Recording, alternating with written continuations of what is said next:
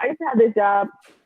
We used to go hang out after work, and I would go home and I would sleep like for 15 hours. Every time I hang out with these people, I feel so drained. Now I know when I encounter new relationships, oh, I'm seeing red flags. I'm noticing signs. I notice that when I'm in this person's energy, it starts to be draining. So I'm going to spend less time with that person. Maybe I'm going to just like, trail off and drop off this relationship because this isn't serving me. And I think the more people can do that, start to observe what's in your life, start to spend some time really getting to know yourself, you'll feel more confident making decisions because they're grounded in who you really are and not just your fears.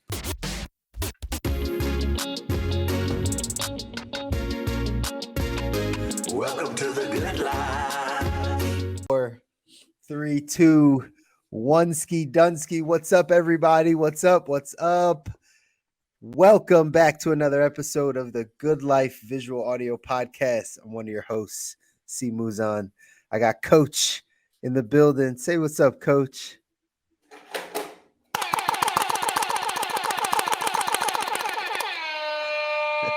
Yeah, buddy.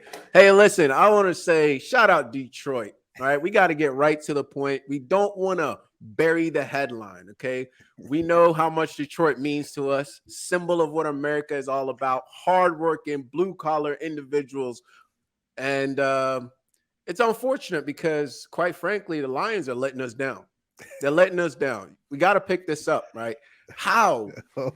How do you get skipped over for But let me stay on the positive side, though. They did draft a tight end I'm very excited about, right? Tight end I'm very excited about. I believe that this is the year to get your season tickets for the Lions because you heard it here first. The Lions are going to the Super Bowl. Is this how we're starting off the show? The Lions are going to the Super Bowl. Is this the way we're starting off the show? I will pull a Chuck. I guarantee it. It's a bold statement, sir. Don't be mad just because your Philadelphia Eagles are going to lose. Listen, I don't know if you see, I didn't see much of the draft and I don't know much of what's going on, but I did see that we got a pretty high rating as far as our draft scorecard, as our draft report card. I think we did all right. Report card, smash report card, whatever. I believe we did okay. Did you guys draft two of the best players in the draft? Yes, you did. Do you look fantastic and re-sign your all-pro quarterback? Yes, you did. Is he one of the best runners and throwers in the league? Yes, he is. Are y'all coming off of a Super Bowl with fantastic defense and probably picked up the best defensive player in the draft? Yes, you did. But you're not Detroit. That's the problem. All of that, and we're not Detroit, huh? That's the problem. Yes. See, okay. Detroit either doesn't go to the playoffs or we win the Super Bowl. That's it. We don't half step. We don't get all the way to the Super Bowl and then fumble the ball and then lose it. We don't do that. We just don't go.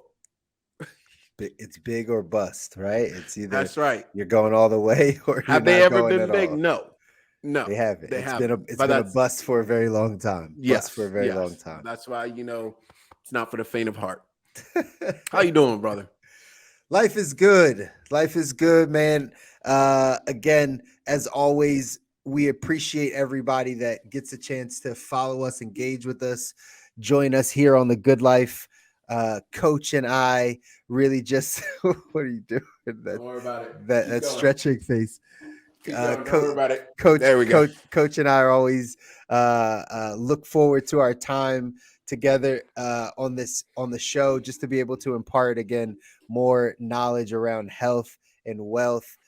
Thank you for everybody that has subscribed to us on YouTube or listened to us on Spotify or iTunes. We definitely appreciate it. If you haven't yet joined the Facebook group, as always, join the Facebook group.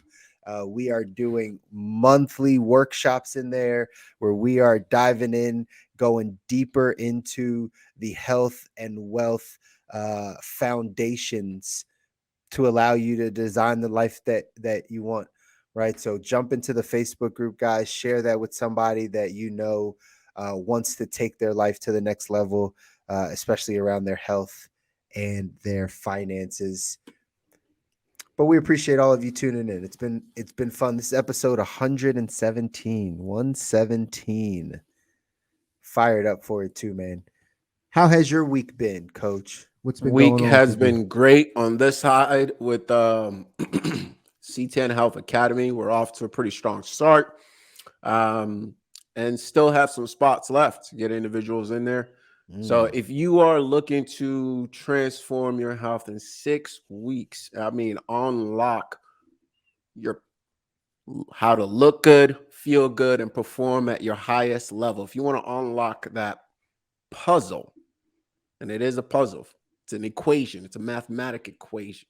If you want to unlock that, I suggest that you tap in. That was great. That was great, sir. I like how the voice got lower towards the end. I suggest that you tap in. Yes. Hey, man. Yes. We were serious about our craft. My wife asked me, "What you watch?" No, actually she doesn't. But I'm a pretender, right? What do you listen to? So many sports noise, right? It's not noise. I study it, right? We watch it. That's right. That's right. We pay attention. I pay attention for some reasons, different reasons than you might pay attention. But either way, we do. And that leads us into our segment 2x2. 2x2. NBA playoff basketball. It's good playoffs. It's been a really good playoffs. Good playoffs. Right? Like what have been the highlights for you? I think we could just take 2 minutes, talk about like what the highlights are, some of the things that you're excited about on this in this playoff season. Well, let's start from the top there, and let's give Jimmy Buckets his due praise. In the Miami Heat's uniform, this man is balling. I hope to see him back. I'm super excited to see what that team does, because they're another team that's just like, I almost have to give them more credit than like Detroit. Detroit is probably number one, but all right. I'll put Detroit at like 1B. Right. And I'll put Miami at like 1A. Why? Because how do you maintain that level of concentration in Miami Beach? I mean, South Beach. I haven't spent too much time down there, but I gotta imagine it is very, very difficult to maintain that level of focus, particularly during the playoffs, and to elevate his game, not like by 2 or 3 points, but almost by like 8, 9, 10 digits in the playoffs. Incredible. All right. That's mine, man. What is yours? I got a few more I could rattle off for sure, but I'll save one right after. Let's see what you got. Yeah, I'm gonna head out to the West Coast, watching the magic of Steph and Golden State throughout this playoffs. It's been a treat. I don't watch much sports. I don't watch the regular season of many things. I just don't have the patience for it and the time. But playoff, everything I watch.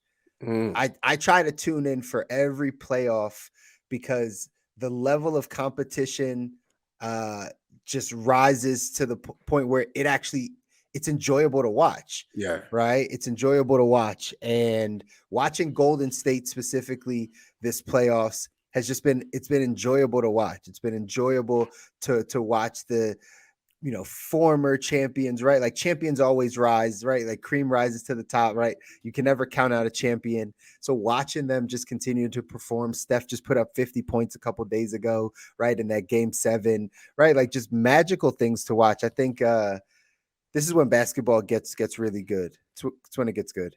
I would agree. And out of the two of us, you're definitely the hooper on the show. So I respect your take on how it is. And I think Steph is definitely at a stretch of basketball. He's playing a stretch of basketball right now that we have to appreciate, because I think just like LBJ, right? I think just like LeBron, we're going to miss it when it's gone. I'm not saying there won't be other great players, but I think we're really underestimating, just how important those two are. And to see them in this round is really, really interesting because, LeBron's a little bit older. Steph obviously is still got his legs. Looking fantastic, but he's probably looking at his peak. He's looking better than he's ever looked. Amazing. Do you think his game is at this age, and he's not, I mean, he's not that old, but he's definitely older, right? I forget how 30, old he is. 37, I think. No, Steph. No. Steph is LeBron's 38. Is Steph 37? No way. I gotta look that up. Yeah, But look yeah, it up. but do you think his game, because of the way he plays, do you think his game just ages better than LeBron, for example? I mean, he can. It's kind of like when your body doesn't have to take as much of a toll running the court and pounding with people because you're big and like dunking and jumping. Steph is really just kind of curling off screens and running around and using smaller motions and can shoot it from way downtown. So I think his game ages very well, Yeah, much better than somebody that's like a a LeBron. leaper. Yeah, right. That's a high flyer that's got to get off the ground. That's Yeah, got a little bit more body on him. People are throwing bodies at him. You know what I mean? Like there's a lot more wear and tear on that body for sure. A lot more yeah. wear and tear. And he's 35, so I mean, he's not too far Mm, off from LeBron. yeah, But as we know, a year in the NBA is like dog years, right? for sure. So, And the we'll NBA is getting younger and younger, right? It's getting mm, younger and younger. So to yeah, us. yeah, I guess that's Old true. heads. We are our generation of athletes, right? Our generation of athletes, meaning that, kind of like the first kind of wave of athletes that we really watched. It's interesting to see them start to really retire. You got Roger Federer getting older. Tiger Woods is Mm-hmm. almost there. Floyd Mayweather has been done, right? So true. LeBron and Kobe, and then LeBron. They're both, rest in peace. They are Yeah. both on their kind of way down, and now you have Steph. So I think it would be pretty interesting. A little disappointed by KD's career, but we'll talk about that another day. So, shout out KD, bro. I don't mean to be throwing all this hate your way. Shout out KB. Yes, that might be a conversation for another time. But again, I just enjoy playoff basketball. I think it brings a level of championship competitiveness, which is, I think, a huge ingredient to the good life, in all honesty, Yes. right? And designing the life you want and really taking ownership. That's a word we use. For those of you that have been following us from day one, we use that word thousands of times here on the podcast. That ownership, right? Ownership, controlling your life, owning your decisions is important. And somehow when, you start watching some high level professional sports, right? You start to get the feel of them taking ownership for their destiny, for, right? Building something, team Yeah. legacy. And really setting the framework for us as corporate athletes to then adopt the mindset. You talk about a championship, you talk about regular season. We have different points in our careers as well. There's times where for the next month or two, we really need to be in a place where you're closing a lot of deals or doing a lot of whatever you're doing, right? Or writing a book. I don't know what you do. And then there's times where you've kind of maintain and pace yourself a little bit. I think the mentality of these athletes is really something we can pull from as corporate athletes. Absolutely. That being said, let's dive into the show today, man. We got a special guest. I'm telling you. Every time we have a guest on, I think they just get better and better. We just continue to add more and more value to the show. And again, that was the whole goal for everybody that's been listening. We just want to continue to put people in front of you that have the knowledge, the information, the concepts to continue to prepare and design the life that you want. So today is no different. We got a super special guest. I'm going to let you introduce her, Coach, and we'll bring her on in. I am very excited about today's guest. I think, like you said, we get better and better. Loved all the guests we have so far, but I think this one right there is going to bring a lot of value. Brandy Nicole, life coach, podcaster, content creator, personal development guru, entrepreneur. Shall I continue? Her list continues. So yes, we're going to embarrass you a little bit today, but that deserves all of that. I've learned a lot from her, and very excited to have you on here today. Welcome to the Good Life. Yes, thank you for having me. Excited. So we're gonna kick off real quick and just let you introduce yourself. How would you introduce yourself when asked? I would say I am an entrepreneur and a risk taker. All of the titles that you mentioned have been um, a risk of mine, an idea of mine that was in my head, and I just took a leap of faith and really went for it. What I do in my daily life is I like to say that I help people reinvent themselves through community and accountability. Because I think that no matter where you are in life, people are always looking forward to the next thing, right? We talk Mm. about this concept of the best version of myself or my higher self as like this future thing. But what I help people do is fill in the gap between where they are now and where that self is. And Mm. that often comes through community, which is, the people, places, and things that make up our environment, and also accountability, how we hold ourselves responsible for the things that we say we want in life. A lot right there, and I'm sure Chris is going to dive into a little bit of that. But I Mm-hmm. want to ask this right off the bat because you piqued my interest. A risk taker. Yes. What is the biggest risk that you've taken in your life, and what did you learn from it? Ooh, Yes, I I had to could go take right this off one. the Okay. bat. So most recently, I would say probably the biggest risk that I have taken is walking away from a relationship that no longer serves me. And I think Mm. that was a big risk because I walked away from that with no plan whatsoever, right? And so it is kind of like, that entrepreneurial spirit of sort of building the plane while you're flying it. So Yep. figuring out like literally what is my immediate next move, and then what comes after that, and what comes after that. Mm. And I think that's a big risk because a lot of people are really afraid of change, right?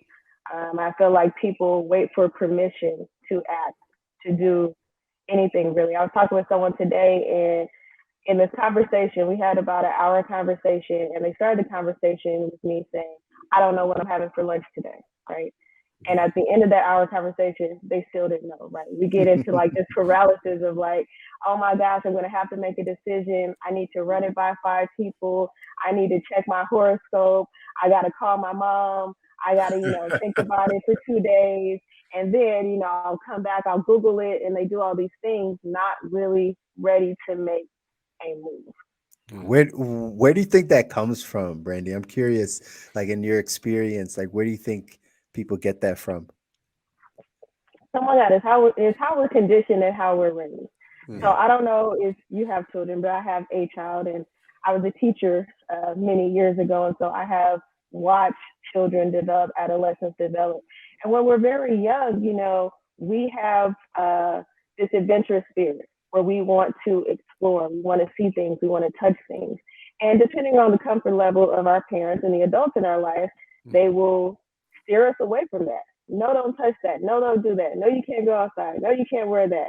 I'm like, oh, mom, I want ice cream for breakfast. No, that's not good for you. Or maybe like, things that are actually dangerous. You're walking down the street and you want to let go of your parents' hand and run out into the street because that looks fun and exciting. And they kind of pull us back. So as we grow up, we start to kind of develop these sort of set of boundaries in our mind of, well, I want to do this thing, but I'm not sure if this will be okay, so I just won't do anything. Or I'll wait for someone to tell me what's okay. Right? Like, oh, today is Friday. You can wear whatever you want then. Well, on Mm. Monday, I wanted to wear whatever I wanted, and that wasn't okay. So now I'll just let you pick Mm. out my clothes, right? I Mm-hmm. won't choose on any day what I want to wear because I'm not sure when this would be right. So from a very young age, our parents really like train us and how we start to think and feel and even like really trust ourselves, right? Because if I make a decision as a 4-year-old to say, I know it's 100 degrees outside, but I really like these rain boots, right? I feel very confident in this decision to go outside with my shorts and my rain boots. But mom says no. And then I went and asked dad, and dad said no. And now I'm at the playground, and my friends are laughing at me because I'm wearing these things. Well, now I don't trust myself to make a good decision because everybody I know doesn't agree with that decision. So Mm. it starts very young. And we're not always conscious of it, but it starts very young. I believe it. Like you hit the nail on the head, Brandy. Like conditioning, conditioning, and how we're raised and the programming that we have uh, Mm-hmm.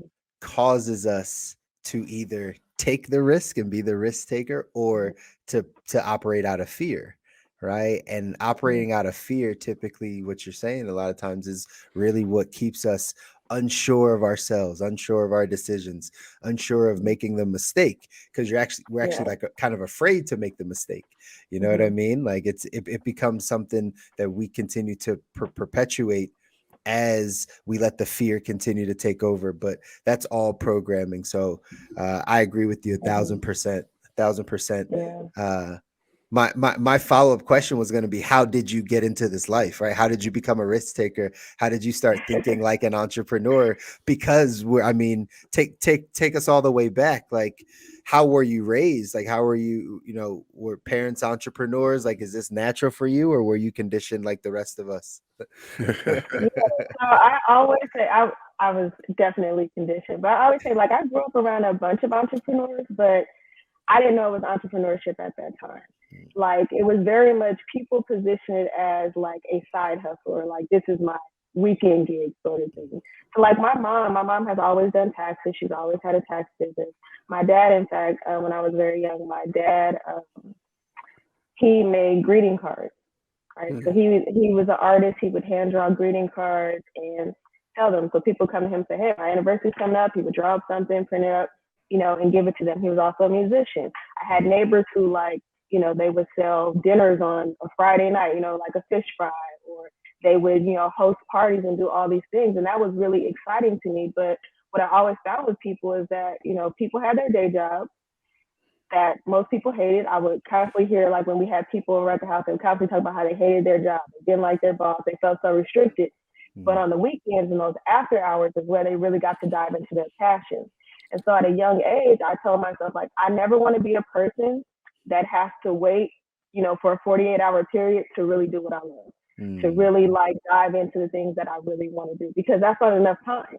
Right. If anything, I want to be, like, doing my passion, the thing that I love, that I'm good at, that I'm most excited about 5 days a week. And maybe on the weekend, like, if I have to, I'll get a part-time job and do whatever. Like, I don't want to be one of those people that are complaining about my life and feel restricted. Freedom is very important to me in, like, every aspect of my life. So anytime that I have felt restricted, I always go back to, like, little me that says, no, like, you can break free. There's another way.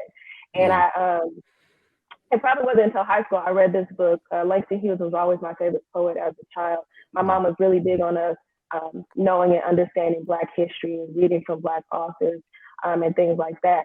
But in high school, I read his autobiography, which is called The Big C. I recommend this book to everybody. I've bought hundreds of copies probably over the years and gifted it to people. But what that really is that you can pursue your passion. You can be a creative and get paid for it. He was probably one of the first people, in 1910, early 1920, that had patrons support him. He, worked as a waiter, and he would tell everyone, every table that he waited on, like, hey, I'm a poet. Here's one of my poems. Let me perform it for you. If you like it, you can give me some money and give me some more time to write some more. And people paid him money. And then he found a woman who said, I'm going to pay your rent. I'm going to provide your food. I want you to publish something, right? And I'm going to help you do that. And that's really, like, how he got famous, because he had enough money and had enough support that he could really focus time on his writing and publish his first book. And so I always go back to those experiences of, like, there are people who are passionate, who are creative, who find ways to do things. And I just want to be one of those people. I did not know that about Langston Hughes. That's such a great story. Oh my Definitely. gosh, I will send you the book. Please do. I'll probably spark note it. No, Yeah. no, I'm just kidding. You can. That's the There's a lot of teacher. good lessons in it. Yeah, absolutely. So, what do you think keeps people in that state of this is my passion, but I can't do it full, or I'm not going to do it full time. I can't do it full time. And I'm just going to keep it as my side thing while I do something that I clearly drains my soul. Like, what do you think keeps people in that space? Is it a lack of knowledge? I don't know how to do it. Is it a fear? What if it doesn't work out? Is it I don't see myself in that position, or I haven't seen an example around me? What do you think that is? Yes, so it is a lack of knowledge, but not in the way that you think. It's really a lack of knowledge of self. Mm. When people really don't know themselves and know who they are, you don't know what your capacity is. You don't know what your boundaries are. You don't know what your limits are. You really don't know what you're capable of. And a lot of people don't know themselves because they get into the habit of productivity, right? I need to be doing something to make something happen. But a lot of success, a lot of growth happens in stillness. It happens in solitude, right?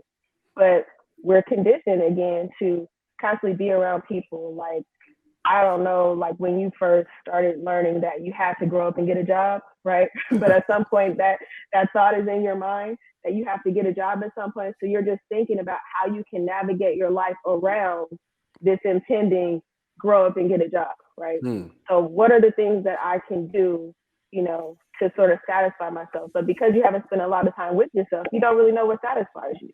So a lot of people will start a job, you'll graduate high school, go to college, pick a major because someone said, hey, this is the salary for this type of job, or this is what I majored in. Pick a major, you get into a job, you don't like it, but you stay in that job because you really don't know what you actually What else to like, do? right? You're an Yep. accountant and you're like, gosh, this is not what I thought, this is not working out for me, but you have no experience of anything else, right? Yeah. So you're like, what do I do? You may talk to somebody else who really loves being a nurse. So you're like, hey, I'll go back to school and be a nurse. And then you get into that and you're like, this isn't for me because you're not that person, right? So one of the things that I tell people is that you really have to spend some time with yourself. That might look like journaling. That might look like meditation, asking yourself questions out loud. For me, it is reading. I'm a real seeker. So if there's something that I want to know, um, I'll read about it. I'll look it up. You have to figure out the things that you like, and that involves taking risks because you need to try a bunch of stuff, right? Mm. I invited somebody to yoga, and they're like, "Oh, I don't like yoga." I'm like, "Well, when's the last time you did it?" "Oh, I've never done it before." You gotta love that. Okay, so let's go and do a couple classes, and then if you don't like it, then you can say, I don't like yoga. I might Right. like Pilates, or I might like, just lifting weights, or whatever it is, right? But you got to try a bunch of stuff to know whether you like it or not. And then you can start to say, these are the things that make me happy. In the situations that you're in now, when you're spending time with people, I used to have this job. We used to go hang out after work, and I would go home and I would sleep like for 15 hours. I was so drained after hanging out with these people. And I said to myself, Wow. I tried to think, like, why am I so tired? Like, what did I do yesterday? I was like, oh, every time I hang out with these people, I feel so drained. Hmm. I need to stop hanging out with these people.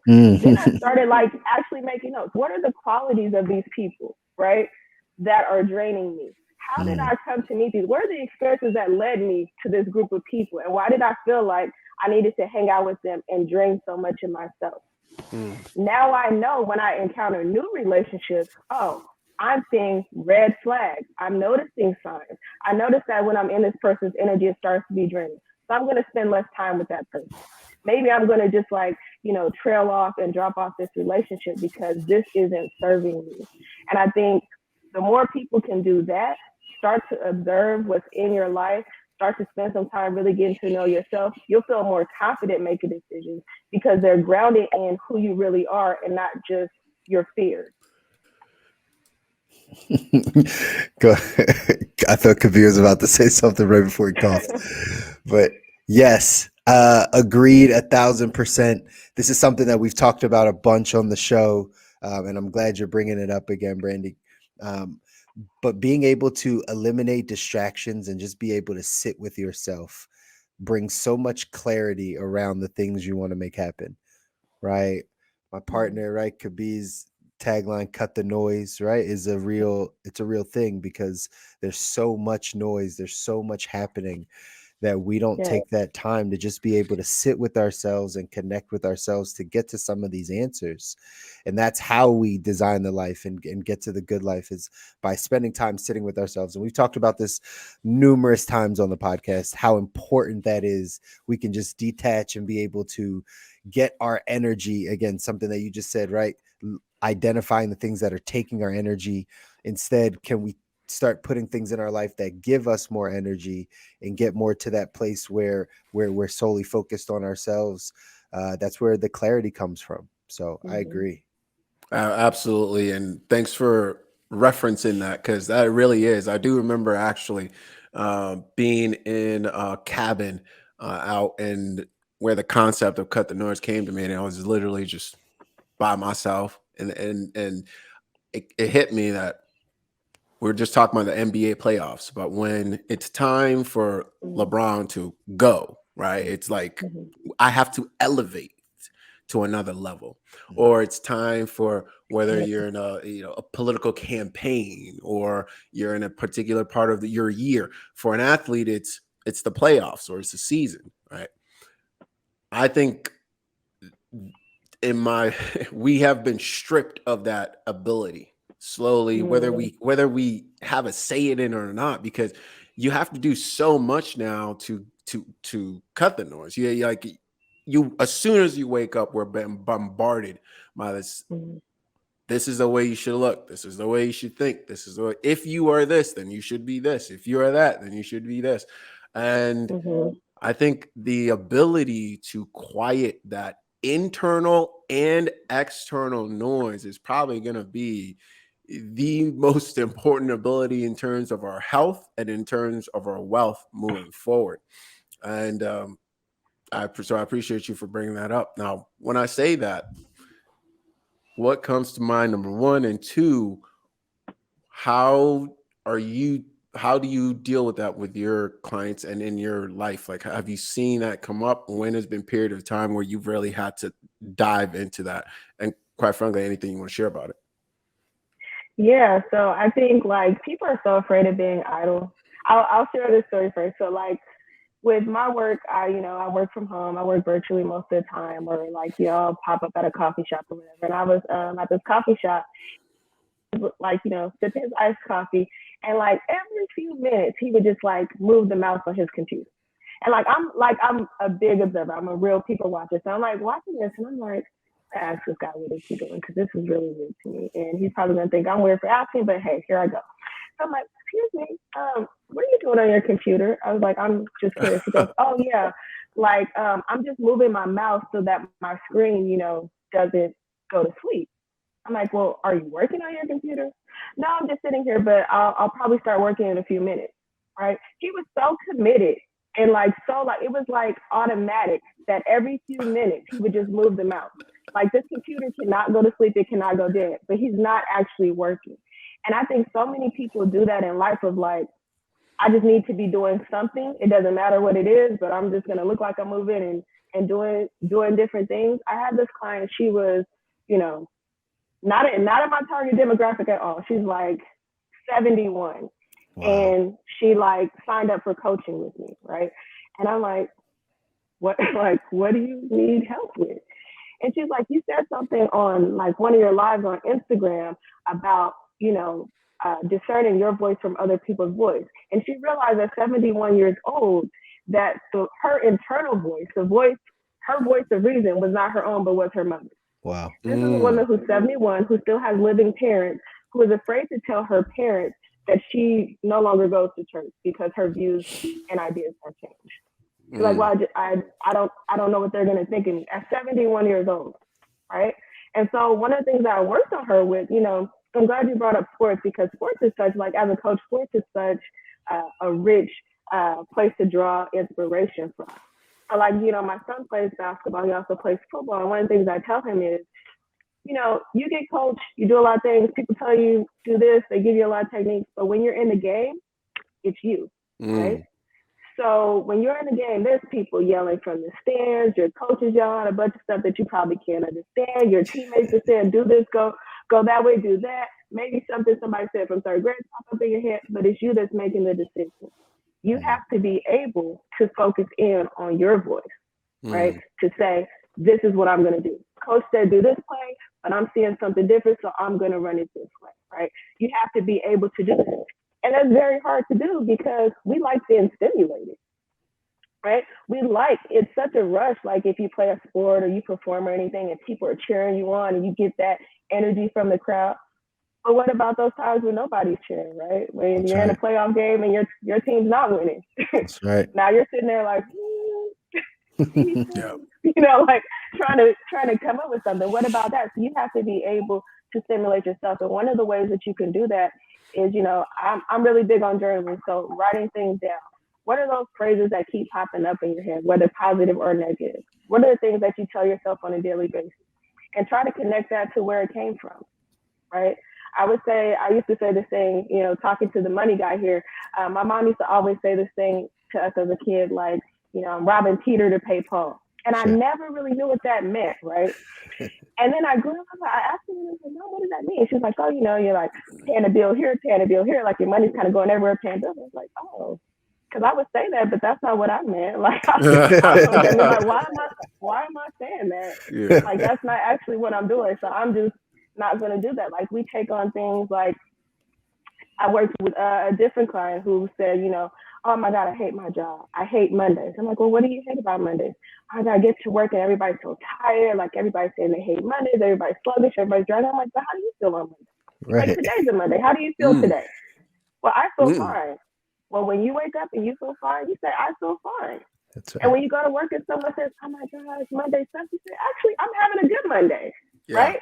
Like, Yeah. don't draw into other people's energy. Like, we want to feel so connected to people that we Mhm. connect in the most unhealthy, traumatic, negative ways. Like, oh, you hate Mondays? Me too. But actually, I was excited about work this week. Like, That- I got some good things on my calendar. I'm looking forward to it. But because you're not, okay, then I guess I won't either.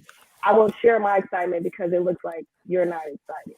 So we have to, really like stand in our truth and own like our experience without taking on other people's experience, because that clouds us and really prevents us from moving forward.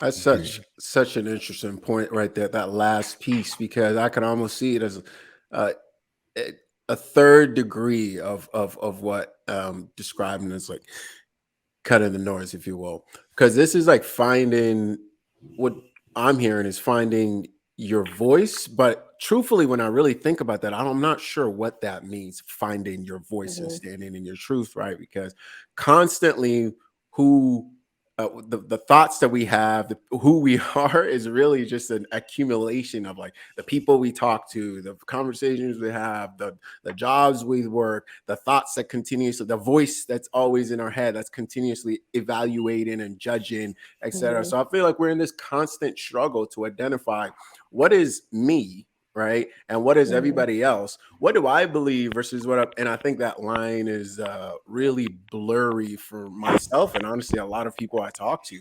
As in, like, I at times I don't I don't know, right? And so I hear a lot of things happening. Me And too. to I'm just making sure that's on me. And to clarify, and so you talked about journaling. I often talk about meditation. I also talk about fasting. And what I'm realizing is that all of those things are kind of serving that similar purpose of like Mm-hmm. distinguishing yourself. What is it that you who are you? What is it you believe? Or honestly, what are you gonna adopt? Because sometimes I find that you Mm-hmm. just pick. Like just Mhm. pick. Like it doesn't even Mm-hmm. it doesn't even matter. Just pick. What are you gonna do? What are you gonna do? Right. Yeah, for sure. Environment means a lot. And I think that's the Mm-hmm. point that I kind of just want to add on to. That environment means a lot, whether from a negative or a positive kind of stimulation place. If it's a matter of like, you know, talking money, right? We get our financial habits from our parents and our peers. That's what I often tell people, right? We get our financial habits from our parents and our peers, the people that are closest to us growing up. When we're developing these money habits, those are the habits that we pick up. If our parents are spenders, typically we become that, right? Or if Mm-hmm. we're not diving into the money in the same ways or talking about it, we're just going to have the same level of information that they had until we get around some good people or some people that have some more money. Our peers become different and then we adapt different habits. But it's really just about our environment, right? So same thing Mm-hmm. where like these mindsets start to rub off on people, which is very true. That's why getting into better environments, getting around people that speak positively or better, or um, vibrate at a higher level. Let's just say that, right? Vibrate at a higher level. Those are the people that you want to choose to get around, and that's going to dictate kind of how your life moves. But I think we just have to be aware of all those things, and that's really the key. It's bringing it to how aware are you of what you're allowing in and what you're consuming, who you're around, all of those types of things. Yeah, definitely. Now, Brady, I'll be curious. This is something I actually talked to Chris about when we brought up in the show before. Is since you do have a background as an educator, you are a parent, as Chris is as well. I am not yet. All right, let me emphasize that. I was waiting for the Chris to react, and he did not. He did not bite on that bullet. But and I was curious. We've talked about parenting, we've talked about education, and I know you have a ton of experience there. Asked a couple of questions about like homeschooling and how that process worked, if it's worth it, etc. I'll be curious. How's your experience been with your son? How did you decide as an educator what path to take? Like, walk us through that.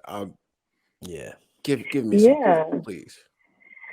Yeah, so I had my son my junior year in college. At the time, I was still deciding like what my career was going to be. If I was going to be a journalist. But when I had my son and I started to really think about the educational landscape, I was like, oh my God, I have to find a way to homeschool my child. He cannot go to school. Why dive into that? Like, what do you mean? So, well, I'll differentiate.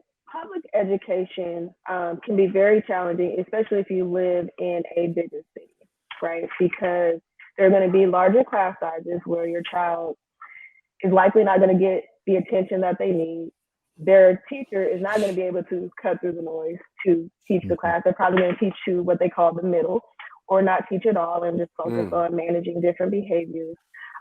In public school, they still do this, even though they say they don't. Like, everyone passes, right? Until likely you get to high school. Depending on the high school you get, most teachers will just pass you to get rid of you, right? In the sense that everyone passes, what happens is, so I was an English major, education minor, so I had to do like all these volunteer hours. I went to school, college in New York, so I was in New York City public schools. And so what typically happens is, if your child enters first grade and they don't know how to read, likely they'll go into second grade not knowing how to read. But if you enter first grade knowing how to read, you'll spend all of first grade reviewing what you learned in kindergarten, and then you'll go to second grade either at the same spot you were when you entered first grade or behind, right? So I was like, I got to figure out a way to homeschool my child. I spent a lot of time with my son in his first 2 to 3 years, reading to him, practicing everything. But also, like, I wasn't really preparing my child to enter school. I was preparing him to know and understand his environment, know and understand himself, and to be a confident decision maker and problem solver. So a lot of things I did with my son when he was younger, kids, they have toys that may seem complicated to them. So if he came to me with like, it's always like, I always see kids, and I swear every kid has had, like, there's a puzzle where you have the shapes, right? And they might try to put a triangle in a circle. And they'll bring it to you like, Mommy, Daddy, help. And so I said to them, where do you think this should go? Does it not fit there? What's the problem? And, tell me what the problem is, and then let's talk through how you fix it. So what's wrong? Oh, it won't fit. Okay, where do you think it should go? Maybe, do you want to try it somewhere else? Right? And talk them through it so that when he faces a challenge at school, he's not looking to the next person and say, hey, fix my problem. He's going to evaluate the situation and say, I know exactly what to do. Okay? They don't teach you these things in school, right? It's like 1 + 1 is 2. Sit on the carpet, don't move, don't talk while the teacher's talking, raise your hand, like these things, right? So at the time, I wasn't able financially to be able to stay home, right? I didn't have a business. I wasn't working for myself. I ended up going into teaching. Okay? Teaching took up a lot of my time, but I had really laid this foundation with my son. Very first day of school in preschool, The teacher at the end of the day, I pick him up. I say, "How was it?" She says, "I think he needs to be tested for special education." Mm. I'm like, "Ma'am, he was here for 3 hours. What did Right? he do? What's going on? What are you seeing that I didn't see in these first 4 years? What? Wow. Like, well, he's so busy because he's 4, right? This is actually Yeah. his first time in a classroom. Like, it's the first day. So I really struggled. I constantly found that I was really, at odds with the teachers because they viewed my son in a certain way, right? Oh, he has this problem. He can't do this. He can't do that. I was like, I want to speak from the affirmative. What is it that you feel he does well? And his teacher couldn't tell me. And I went to school and said, well, he can't be in this class because she has nothing good to say about him. Right. Like, you don't even like his haircut? I mean, Yeah. It's messed not up. one thing. All right, because he really liked his shirt today. Did you not like it? Like, there's nothing good that she had to say about him.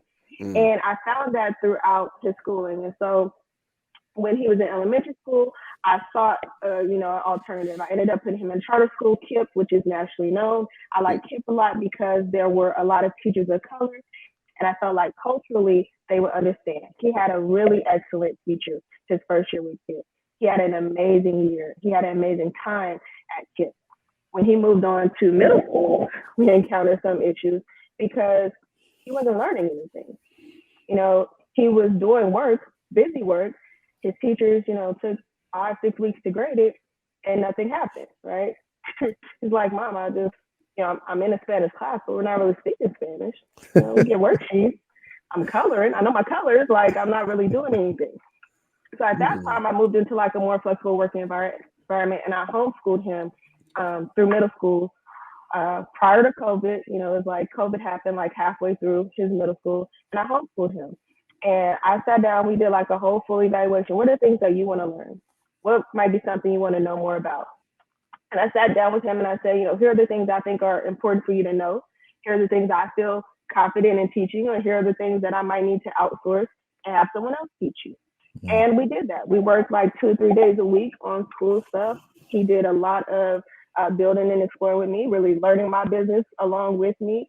We spent a lot of time traveling and going out of the house.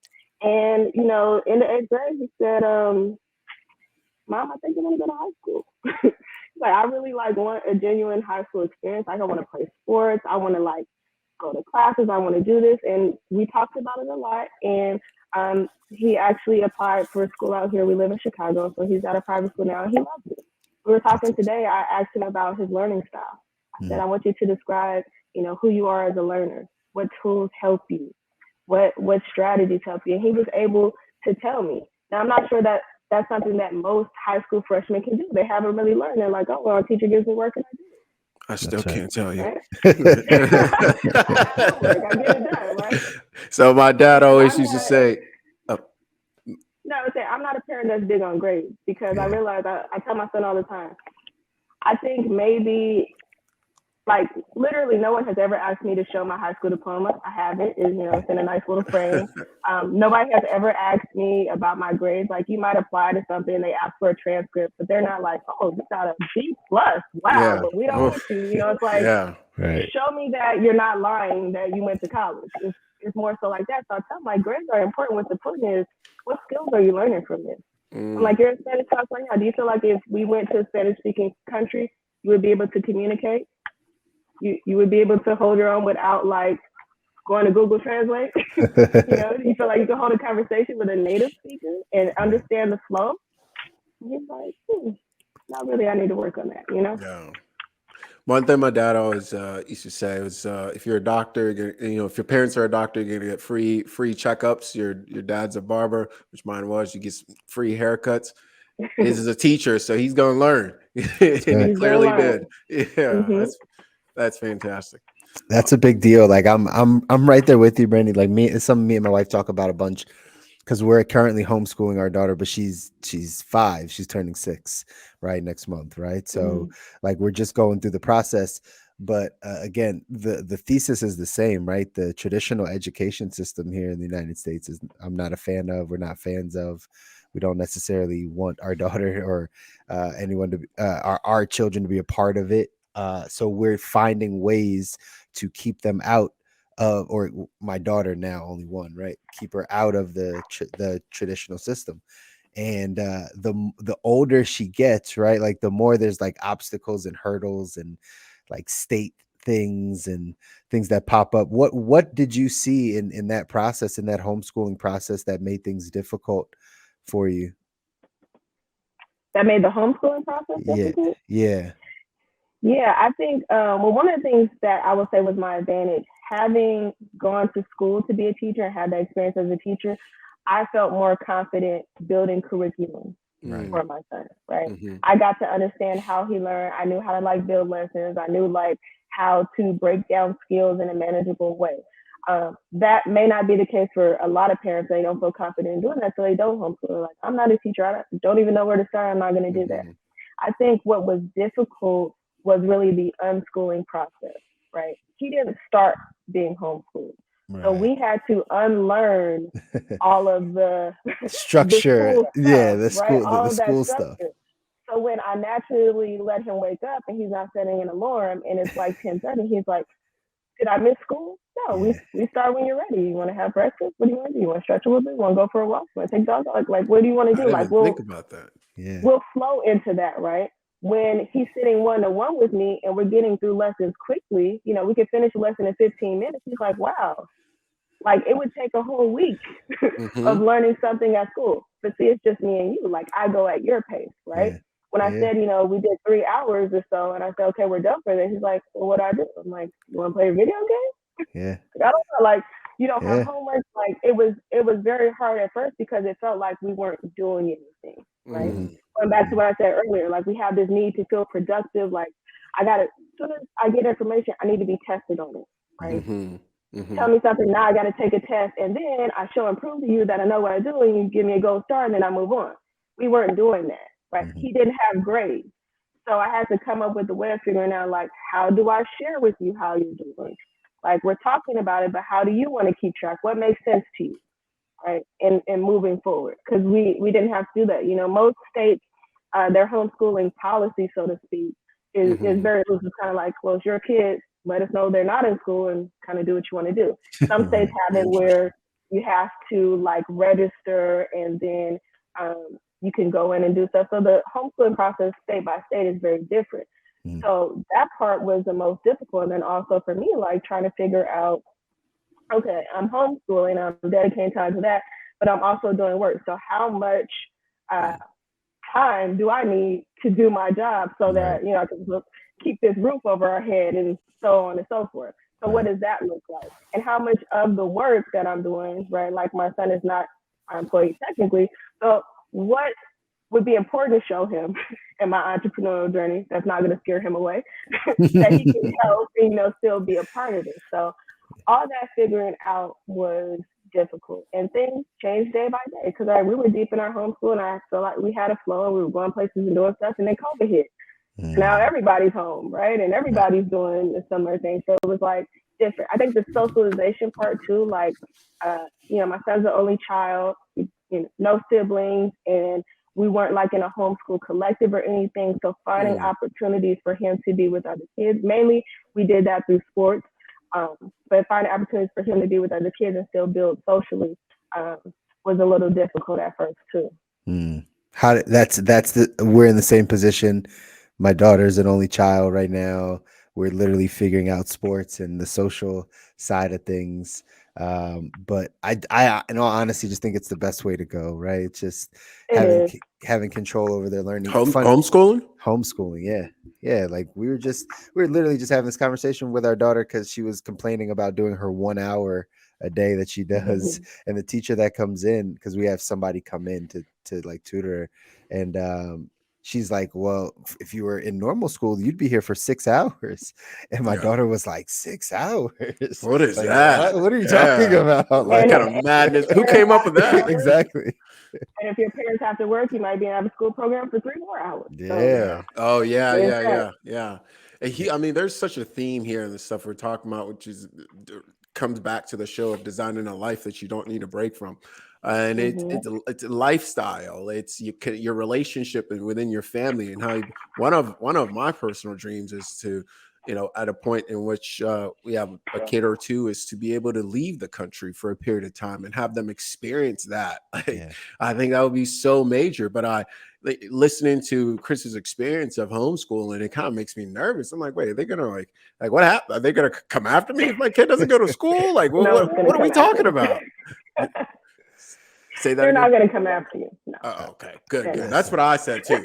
That's what I said. That's what I hope, right? But like we get all this different news of like, well, they got to do this and we got to make sure they're this, or like, and a lot of it I feel like, so I'm in Pennsylvania, so a lot of it's Mhm. like scare tactics of like Yeah. you need to put your child in this system. When they No, come of, after you with because they pitchforks want over there. they I want don't know. you to put your kid in school. Like if you look, I mean, you can look this up.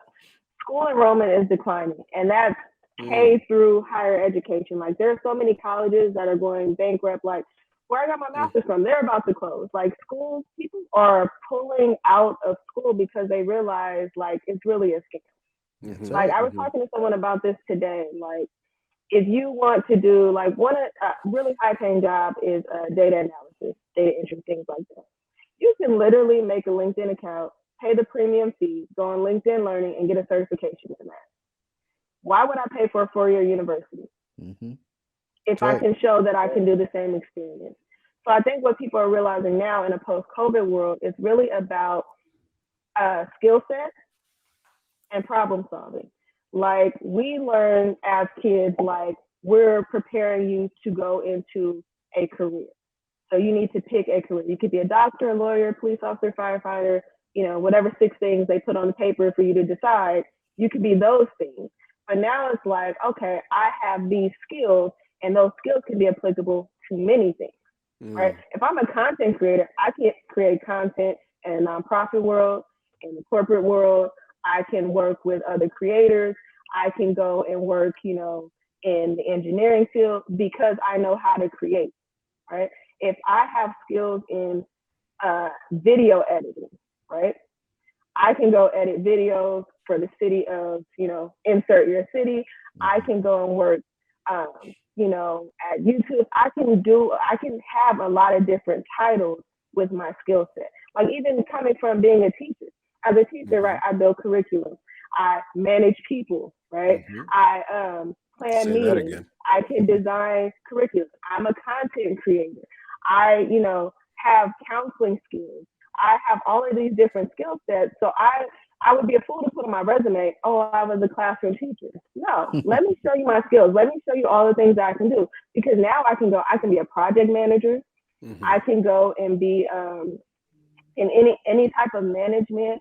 I can go and be a director of a program because I have all of these different skills. I think people are coming to realize, like, I don't necessarily need to go to college to learn the skills because oftentimes those professors in those colleges are behind the current trend. So there are, professors right now who are learning from, TikTokers how, what AI means, or they're going to conferences where people who don't have a degree, probably dropped out of high school or college, are teaching them what certain things mean and understand them. They're going back to their colleges and trying to teach students. So the whole education game is like changing. And what you're talking about really is a mindset shift and a paradigm shift at the same time, right? And going back to your point about being a risk taker, because that requires a certain level of risk of stepping away from the established educational system and going into maybe a different model, or stepping away from the traditional 9 to 5 and being an entrepreneur, or stepping away from being stuck in the rat race of health and perhaps taking control. Oh, no, let's not go there right now. And it requires a huge mindset shift, a paradigm shift that has to take place. Do you think that's just something that somebody has, or can they develop it? I think we already have it, but again, it's not what you think. So when you were a kid, you probably ate cereal at some point. And I know that when I was a kid, I think Michael Jordan is the best. He's the GOAT to me because he was part of my childhood. I wanted to Things eat are going Wheaties so well. every single day. I never played basketball, but I wanted to eat Wheaties because Michael Jordan was on this box and Michael Jordan said I should eat Wheaties, right? So I want to eat what Michael Jordan is eating. In the same way that people today are like, oh my God, like Coach Kobe, like I like that guy. Like he's so amazing. I want to do what he's doing. I want to learn nutrition from him. I want to learn business from him because he's likable and that's somebody that I can relate to. You know, if I was a kid and Michael Jordan was doing a basketball camp, I would have signed up. Again, never played basketball. I'm not even like super coordinated, but I would have signed up. Whatever he was teaching, I wanted to learn it because I identified with that person.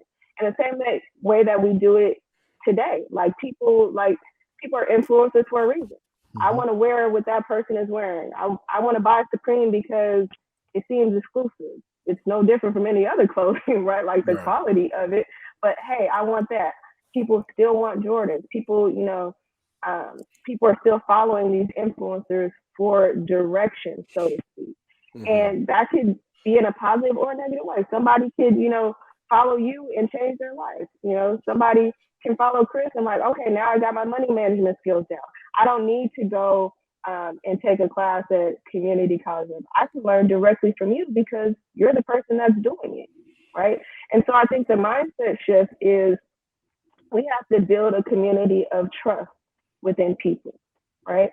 Do I trust you or do I trust this random textbook, compiled by people I never heard of and never knew to teach me the skills that I need to know? And I think one thing that has to change, and it's slowly changing in our society, is that people have to peel back the layers. So many people on social media want to show you the finished product without showing you the journey. And without the journey, I can't really trust you because I don't know how you got that. I don't know if I can relate to that. I don't know if I'm willing to do all the things that you just did to get to where you are, right? If I just buy into the product, which is why, when we sell products, when we sell programs to people, they typically don't finish because we're like, hey, I can teach you how to make $10,000 in a month, right? I can teach you how to start your business. I can teach you how to lose 20 pounds by tomorrow. And people are like, oh yeah, I want that. And then when you unpack the program and you see the process, you're like, I don't want to do that. I'm not going to do that. That's too hard. But when you show the process, people are like, you know what? I think I can do that. That's actually not that hard. That makes sense to me, right? Let me follow what they're doing. Let me do it the way that they're doing it. And I think that when people start to do that, when we start to build trust and peel back those layers and say, this is who I am. This is not like my Instagram filter. This is not like my highlight reel, but this is my life. Then people will be more on board to make that shift. 100,000%. I don't really need to add anything onto that because that sounds like everything that I've said over the past 3 years to 5 years, all wrapped up. Well said, Brandy. I second that. We can close the show. That's it right there. We're done. That's it. It's over. What's the oh man on the dunk?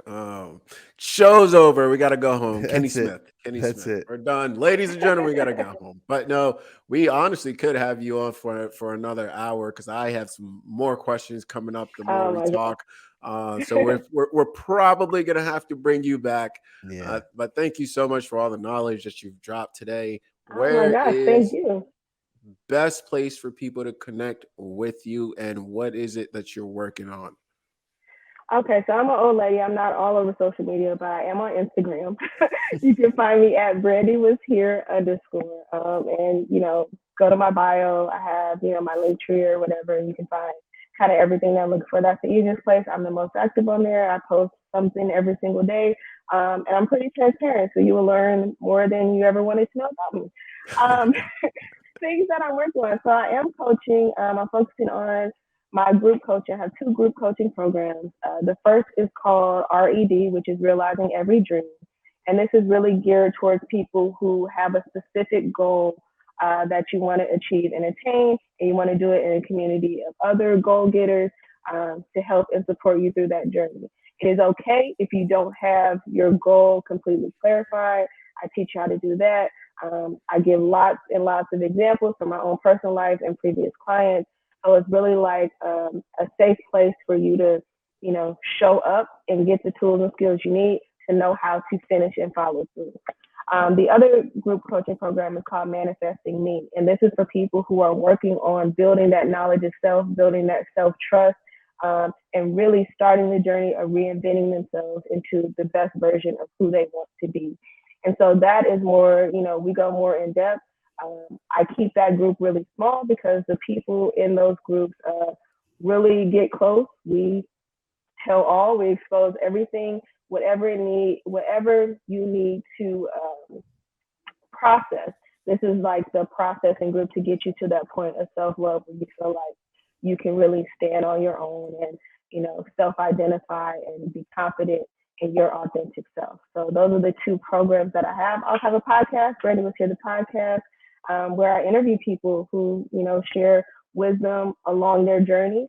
And, they tell the truth about how they got to where they are and the things that help them and advice for other people. So those are my things.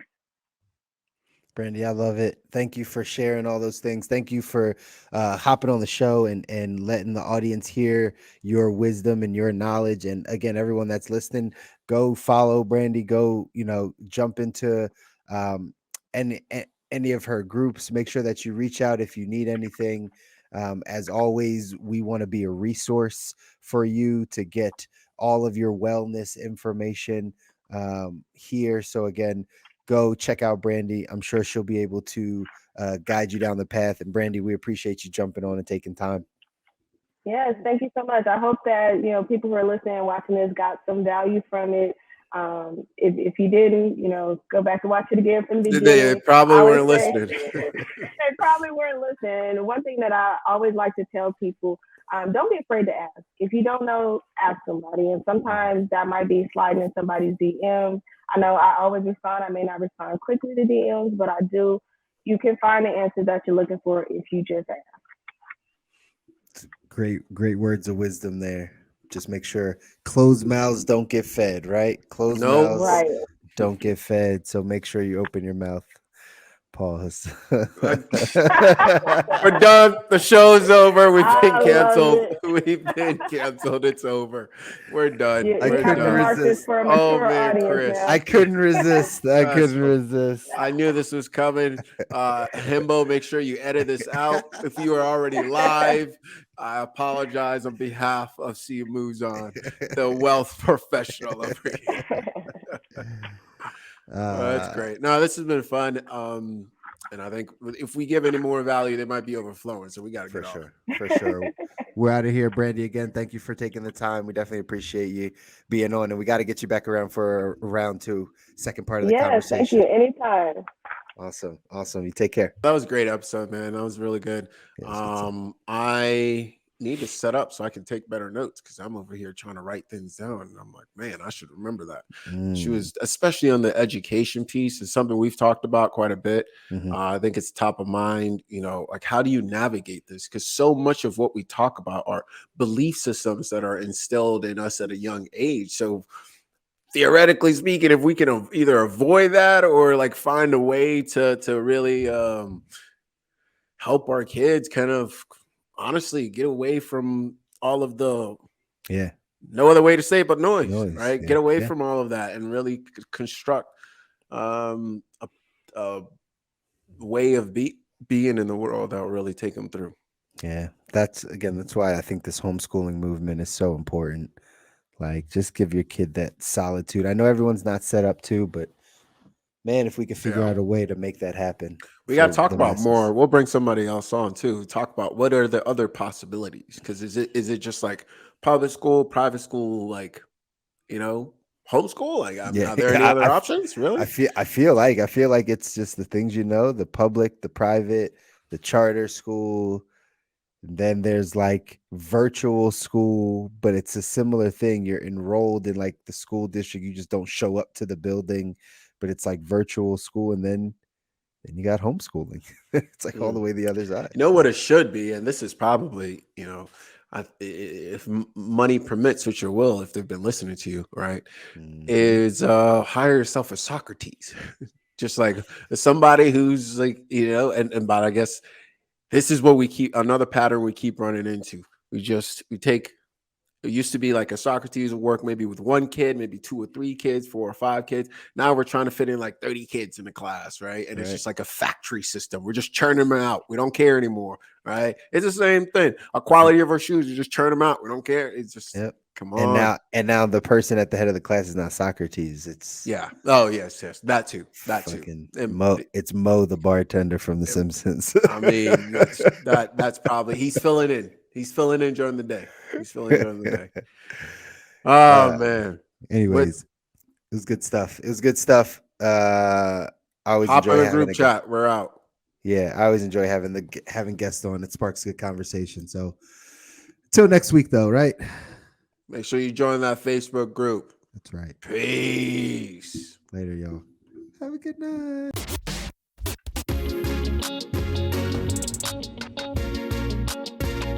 Welcome to the good life.